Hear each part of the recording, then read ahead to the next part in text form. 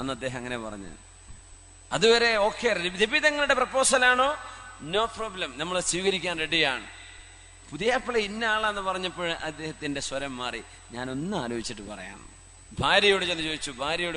ഭാര്യയോട് ചോദിച്ചു, പിന്നെ അള്ളാഹുവിന്റെ റസൂൽ ഒരു പ്രപ്പോസൽ കൊണ്ടുവന്നിട്ടുണ്ട് നമ്മുടെ മോൾക്ക്, ആലോചിക്കല്ലേ? ഓ, അതിനെന്താ പ്രശ്നം?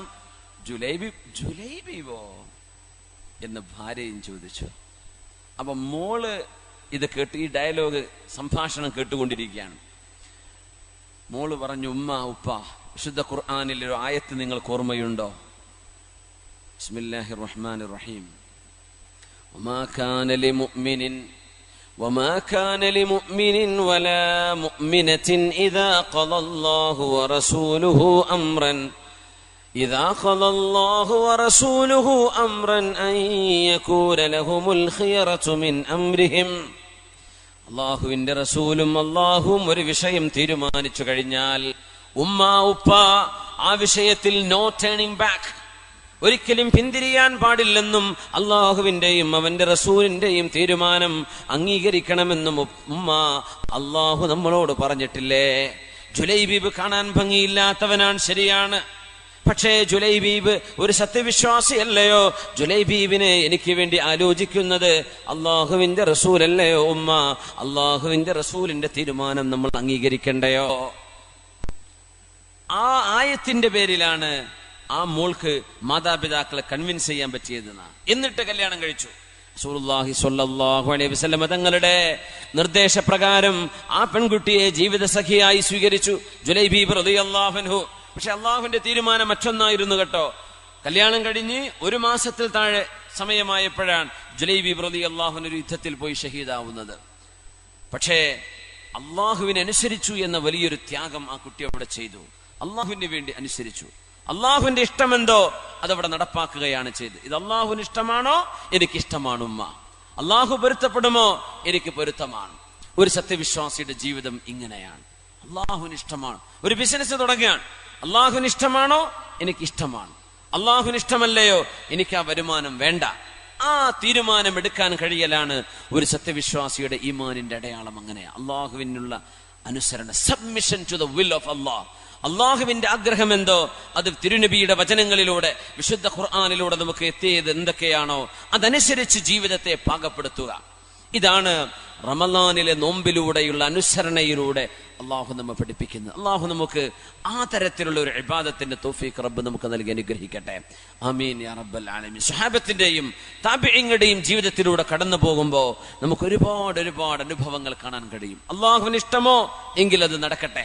സ്വന്തം ഇഷ്ടത്തിനെതിരായിരിക്കാം, പക്ഷെ എനിക്ക് പ്രശ്നമല്ല, അള്ളാഹുവിന്റെ ഇഷ്ടമാണ് നടക്കേണ്ടത് എന്ന് ചിന്തിക്കുന്ന ഒരു സത്യവിശ്വാസി അള്ളാഹുവിനോട് അതാണ് ചോദിക്കുന്നത്. അല്ലാഹുമ്മ ഇന്നാ നസ്അലുക സബാത ഫിൽ അംരി വൽ അസീമത ഫിർ റുഷ്ദ്. അള്ളാഹുവേ, നിനക്ക് വേണ്ടി ത്യാഗം ചെയ്യാനും നിനക്ക് വേണ്ടി ജീവിക്കാനും നിനക്ക് വേണ്ടി മരിക്കാനും നിനക്ക് വേണ്ടി എല്ലാം സമർപ്പിക്കാനുമുള്ള ആ ഒരു സൗഭാഗ്യം നൽകണമേ തമ്പുരാനെ.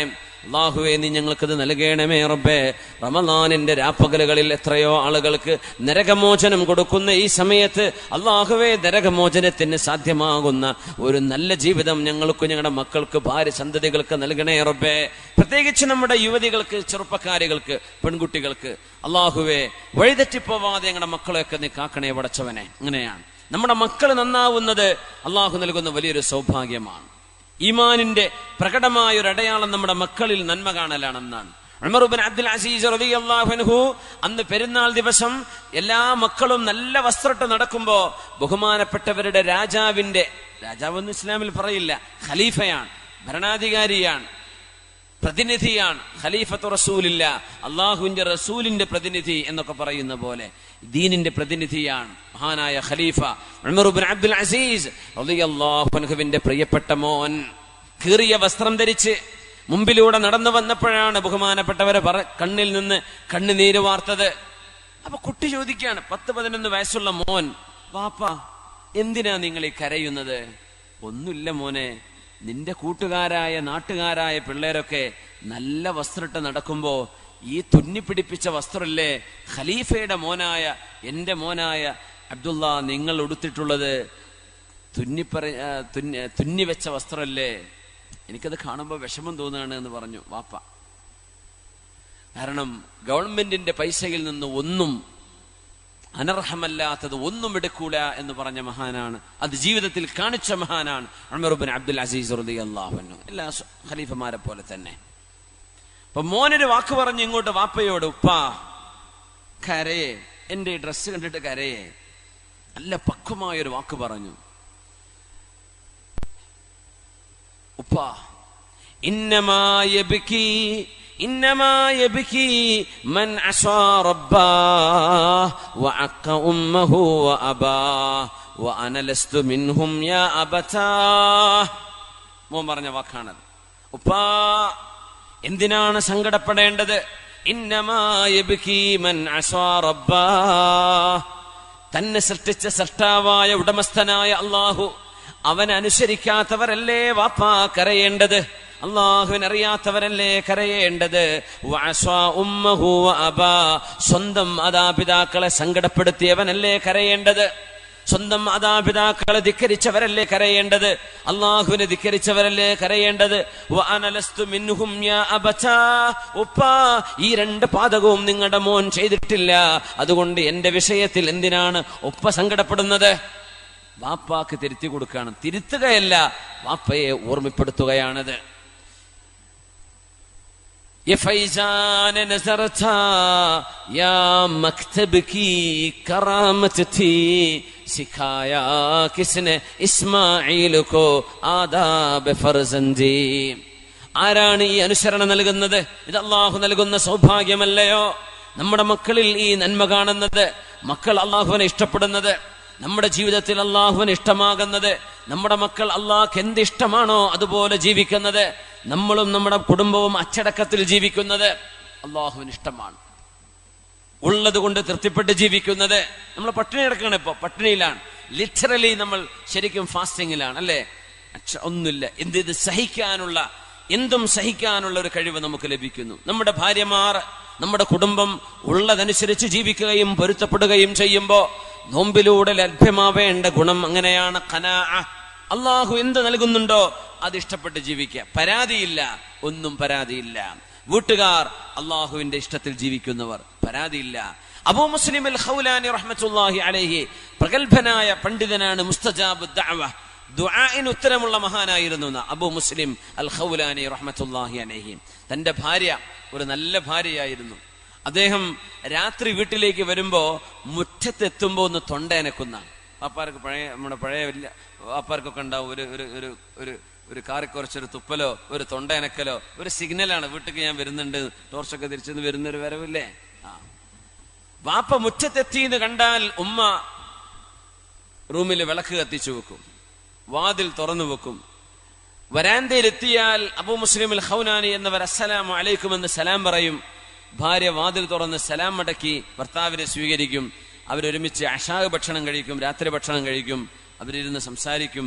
കുറച്ചു കഴിഞ്ഞ് അവർ ഉറങ്ങും. അങ്ങനെ നല്ല റാഹത്തിൽ ജീവിക്കാൻ മുആവിയ റളിയല്ലാഹു അൻഹു ഭരിക്കുന്ന സമയമാണത്. നല്ല റാഹത്തിൽ ജീവിക്കുക, ഒരു ബുദ്ധിമുട്ടും കുഴപ്പമൊന്നുമില്ല. അതിൻ്റെ ഇടയ്ക്ക് ഏതോ ഒരു അയൽപ്പക്കത്തെ പെണ്ണ് വന്നിട്ട് ഭാര്യയോട് ചോദിച്ചു, അല്ല എന്തിനാ മോളെ ഈ കഷ്ടപ്പാടൊക്കെ? ഒരു വേലക്കാരിയെ അല്ലെങ്കിൽ ഒരു വേലക്കാരനെ നിങ്ങളുടെ ഭർത്താവ് വിചാരിച്ചാൽ കിട്ടുമല്ലോ. കാരണം നിങ്ങളുടെ ഭർത്താവ് മുആവിയ റളിയല്ലാഹു അൻഹു എന്ന ഇസ്ലാമിന്റെ ഖലീഫയും ഭരണാധികാരിയും അദ്ദേഹത്തിന്റെ അടുത്ത ആളല്ലേ. നമ്മൾ പറയില്ലേ മന്ത്രിന്റെ അടുത്ത ആളെ, MLA അടുത്ത ആളെന്നൊക്കെ പറയില്ലേ. ഒരു വേലക്കാരനെ കിട്ടാൻ വല്ല പണിയുണ്ടോ മോൾ എന്തിനാ ഈ വീട്ടിൽ ഇങ്ങനെ കഷ്ടപ്പെടുന്നത് എന്ന് 2-3 വീട് അപ്പുറത്തുള്ള ഒരു പെണ്ണ് വന്ന് ഈ പെണ്ണിനെ ദിവസങ്ങളോളം വന്ന് പറഞ്ഞിട്ട് സ്ക്രൂ ചെയ്തു. സ്വാഭാവികമായിട്ടും പെണ്ണുങ്ങളല്ലേ, അവരും വിചാരിച്ചു ഞാനിപ്പോ എന്തിനായി അതുവരെ കഷ്ടപ്പെടെന്താന്ന് ആലോചിച്ചിട്ടില്ല, ഞാനിപ്പോ എന്തിനായി കഷ്ടപ്പെടുന്നത് എന്ന് അവൾക്കും ഒരു ചിന്തയായി. അങ്ങനെ ഒരു ദിവസം പള്ളിയിൽ നിന്ന് വരുമ്പോ ബഹുമാനപ്പെട്ടവർ തൊണ്ടെനിക്ക് വെളിച്ചൊന്നും കത്തിയിട്ടില്ല വീട്ടില്, അസ്സലാമു അലൈക്കും, ഒരു മറുപടി ഇല്ല. വാതിൽ ചാരി കിടക്കുന്നു, തുറന്നു നോക്കി പെണ്ണിനെ കാണുന്നില്ല. നോക്കുമ്പോ ഇരുട്ടിലൊരു റൂമിന്റെ മൂലയിൽ ഇങ്ങനെ കുത്തിയിരിക്കുന്നുണ്ട്. അല്ല പെണ്ണെ നിനക്ക് എന്ത് പറ്റിയെന്ന് ചോദിച്ചു. ഒന്നുമില്ലാന്ന്. എന്തേ ഇന്ന് ഒരു സ്വഭാവ മാറ്റം എന്ന് ചോദിച്ചു. നിങ്ങൾ വിചാരിച്ചാൽ ഒരു വേലക്കാരിയൊക്കെ കിട്ടൂലേ? നിങ്ങൾ മുആവിയ നിങ്ങളുടെ അടുത്ത ആളല്ലേ? അത് ശരി, ഇതാണല്ലേ വിഷയം എന്ന് ചോദിച്ചു. ഒരൊറ്റ കയ്യുയർത്തിയൊരു ദുആയാണ്, റബ്ബേ അല്ലാഹുമ്മ അഅമി ബസറ മൻ ഖബ്ബബ ഇംറഅതി, പടച്ചവനെ എന്റെ പെണ്ണിനെ ആരാണോ പഴപ്പിച്ചത് അവളുടെ കണ്ണ് നിന്റെ കാഴ്ച നീ എടുത്തു കളയണമേ. ഒരൊറ്റ ദുആയാണ്. 4 വീട് അപ്പുറത്തെ പെണ്ണ് പറഞ്ഞു, മക്കളെ വിളക്ക് പോയല്ലോ മക്കളെ, ഉമ്മ കണ്ണ് ഉമ്മ വിളക്ക് പോയിട്ടില്ല, ഉമ്മ വിളക്ക് കത്തുന്നുണ്ടല്ലോ മക്കളെ, ഉമ്മാക്ക് കണ്ണ് കാണില്ലല്ലോ. അസ്വാബത്നി ദഅവതു റജുലി സ്വാലിഹ്, ആ നല്ല മനുഷ്യന്റെ പ്രാർത്ഥന എനിക്ക് പറ്റിക്കാണും എന്ന് പറഞ്ഞ അവിടെ ഉള്ളൊരു മഹാൻ അബൂ മുസ്ലിം അൽ ഖൗലാനി തങ്ങളാ. എന്നെ ഒന്ന് കൊണ്ടുപോകും അദ്ദേഹത്തിന്റെ അടുത്തേക്ക്, കൈപിടിച്ച് കൊണ്ടുവരാൻ. കണ്ണ് കാണുന്നില്ല, കണ്ണിന്റെ കാഴ്ച ഇൻസ്റ്റന്റ്ലി ഓൺ ദ സ്പോട്ടിൽ പോയി. അങ്ങനെയൊക്കെ അള്ളാഹു ഉത്തരം കൊടുക്കുന്ന ആളുകളുണ്ട്. പറഞ്ഞാൽ ലൗ അഖ്സമ അലല്ലാഹി ലഅബറ, അങ്ങ് പറഞ്ഞാൽ അങ്ങ് സംഭവിച്ചേക്കും. കണ്ണിന്റെ കാഴ്ച അങ്ങ് നഷ്ടപ്പെട്ടു. കൈപിടിച്ചിട്ടാ മക്കള് കൊണ്ടുവന്നത്. ശൈഖ് അവറുകളെ തെറ്റുപറ്റിപ്പോയി, മാപ്പാക്കണം. എന്തേന്ന് ചോദിച്ചു. നിങ്ങളുടെ ഭാര്യയോട് ഞാൻ ഇങ്ങനെ പറഞ്ഞിരുന്നു, അതാണോ എനിക്കൊരു നിങ്ങളുടെ പ്രാർത്ഥന പറ്റിയോ എന്നൊരു പേടി, എന്റെ കണ്ണിന്റെ കാഴ്ച ഇപ്പൊ നഷ്ടപ്പെട്ടതാണ്. അദ്ദേഹം പറഞ്ഞു, നിങ്ങളാണല്ലേ പറഞ്ഞതെന്ന് ചോദിച്ചു. അതെ, ഞാനും എന്റെ ഭാര്യയും അള്ളാഹുവിനോട് ചോദിക്കുന്നത്, റബ്ബേ നീ എന്ത് നൽകുന്നുണ്ടോ അത് തൃപ്തിപ്പെട്ട് ജീവിക്കാൻ തൗഫീഖ് നൽകണേ എന്നാണ്. നീ എന്ത് തന്നുവോ അത് പൊരുത്തപ്പെട്ട് ജീവിക്കാൻ നീ തൗഫീഖ് താ എന്നാണ്. ഞങ്ങൾക്ക് ആഡംബരങ്ങളോ വലിയ വലിയ ആവശ്യങ്ങളോ ഒന്നും ഞങ്ങളുടെ ജീവിതത്തിലില്ല. ഉള്ളത് കൊണ്ട് പൊരുത്തപ്പെടുക. അള്ളാഹു ഇത്രയാ തന്നത്, അൽഹംദുലില്ലാ, അതിന് റബ്ബിനെ ശുക്ർ ചെയ്യുക. അതിനിടക്ക് വന്നാണോ ഞങ്ങളുടെ കുടുംബ ജീവിതത്തിൽ നീ അല്ലല്ലും വിഷമങ്ങൾ ഉണ്ടാക്കിയത്? എനിക്ക് മാപ്പാക്കി തരണം, എനിക്ക് മാപ്പ് തരണം, എനിക്ക് മാപ്പ് തരണം, എനിക്ക് മാപ്പ് തരണം എന്നവർ കരയാൻ തുടങ്ങി. മഹാനവർ പറഞ്ഞു, അല്ലാഹുവേ റുദ്ദ ബസ്വറഹ, അവളുടെ കണ്ണിന്റെ കാഴ്ച നീ തിരിച്ചു കൊടുക്കും പടച്ചവനെ എന്ന് ദുആ ചെയ്തു. ഓൺ ദ സ്പോട്ട് കണ്ണ് തുറന്നിട്ടാണ് പിന്നെ ആ മഹദി, ആ പെണ്ണ് അവിടെ നിന്ന് വീട്ടിൽ നിന്ന് ഇറങ്ങിപ്പോയത്. സുബ്ഹാനല്ലാഹ്, കണ്ണ് കാണാതെ വന്നു, കണ്ടുകൊണ്ട് തിരിച്ചുപോയി. നമ്മൾ അത്തിപ്പറ്റ ഉസ്താദിന്റെ സദസ്സിൽ അങ്ങനെ അല്ലെ, കണ്ണ് കാണാത്തൊരു ഉസ്താദാരോ 30 കൊല്ലായിട്ടോ വിഷമുണ്ട്, കണ്ടു മാഷാ അല്ലാഹ്. ചില ആളുകളുടെ ദുആക്ക് അങ്ങനെ ഉത്തരം നൽകും അല്ലാഹു തആല. വലിയ അത്ഭുതമാണ്. മഹാനായ അത്തിപ്പറ്റ ഉസ്താദൊക്കെ അങ്ങനെ ദുആഇന് ഉത്തരം കിട്ടി ഒരുപാട് അനുഭവങ്ങൾ പലരും പല സ്ഥലങ്ങളിൽ നിന്നും പറയാറുണ്ട്. അപ്പോ ദുആഇന് ഉത്തരം ലഭിക്കും. അത്തരം ആളുകളുടെ പ്രാർത്ഥനകളിൽ നമ്മൾ സംബന്ധിക്കുക, അവർക്ക് ഖിദ്മത്ത് ചെയ്യുക, അവരെ വിഷമിപ്പിക്കുന്നൊന്നും ചെയ്യാണ്ടിരിക്കുക. അതൊക്കെ നമുക്ക് അവർക്ക് ചെയ്തു കൊടുക്കാൻ പറ്റുക.